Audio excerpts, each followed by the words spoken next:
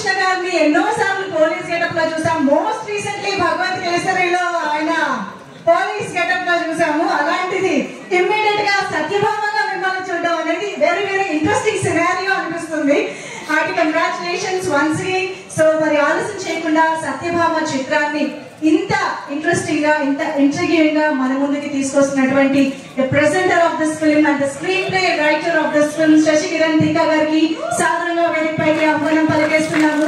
ఇలాంటి thrilling and emotions ఉన్నటువంటి మూవీని ఆయన ఎంత అద్భుతంగా హ్యాండిల్ చేయగలుగుతారు అనేది మనం ఆల్రెడీ గూఢచారి అండ్ మేజర్ సినిమాల ద్వారా చూసాము. అండ్ హార్టీ కంగ్రాచులేషన్స్ అండి, ట్రైలర్ అయితే అదిరిపోయింది.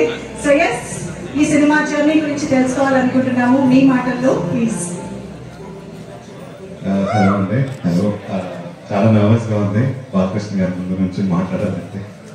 సార్ నేను పెద్ద మాట్లాడేటట్టు కాదు సార్, బట్ ఒకటి సెంచరీలు కొట్టే వయసు మాది, బౌండరీలు దాటే మనస్సు మాది. ఇది సార్, నాకు మా పేరెంట్స్ నన్ను చిన్నప్పుడు వీకెండ్ తీసుకెళ్ళేవారు ఆర్టీసీ క్రాస్ రోడ్స్. ఇది సార్ నా సినిమా అంటే. సో అండ్ అదే శాంతి 70mm లో నా ఫస్ట్ మూవీ కూడా సార్ రిలీజ్ అయింది సార్ మెయిన్ థియేటర్ గా. అక్కడికి వెళ్ళినప్పుడు నాకు స్టిల్ ఆదిత్య 369 ఇమేజెస్ దాని పోస్టర్స్ కనిపించినాయి నాకు. సో ఇట్స్ అంటే ఇంకా మాటల్లో చెప్పలేని సార్, మీరు టచ్ అయిన జానర్ లేదు. మీరు అంటే you are just privilege to our industry sir. Thank you for gracing our event sir. So అది మాటల్లో నేను ఇంకా చెప్పలేను సార్. అండ్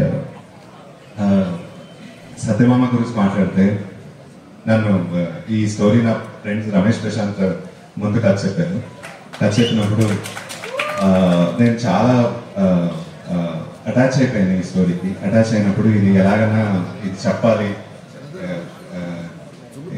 దీన్ని ఎలాగైనా బయటికి తీసుకురావాలి అన్న ఇదితోటి స్టార్ట్ అయింది. దెన్ సుమన్, నేను, రమేష్ ప్రశాంత్ కలిసి టీమ్ అప్ అయ్యి రైటింగ్ మొదలు పెట్టాం.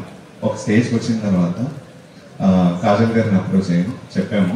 ఆవిడ ఫస్ట్ సిట్టింగ్ లోనే ఫస్ట్ ఇలా కూర్చుని స్టోరీ అవ్వకుండానే when are you guys shooting అని అడిగారు. సో మేము వెంటనే అక్కడి నుంచి చక్కచక్క పనులన్నీ స్టార్ట్ చేసుకుని షూట్కి వెళ్ళాము. అండ్ దెన్ అసలు ఎలా అయిపోయింది ఇదంతా. ఇక్కడ నుంచి నేను ఈ ఈవెంట్లో ఈ సినిమా గురించి మాట్లాడుతున్నాను, అసలు నాకు నిజం అనిపించట్లేదు.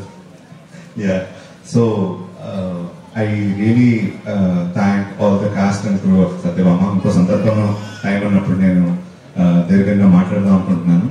అండ్ థ్యాంక్స్ నవీన్, అసలు మీరు you are the backbone of Satyabhama. అది రేపు తెర మీద చూసినప్పుడు తెలుస్తుంది.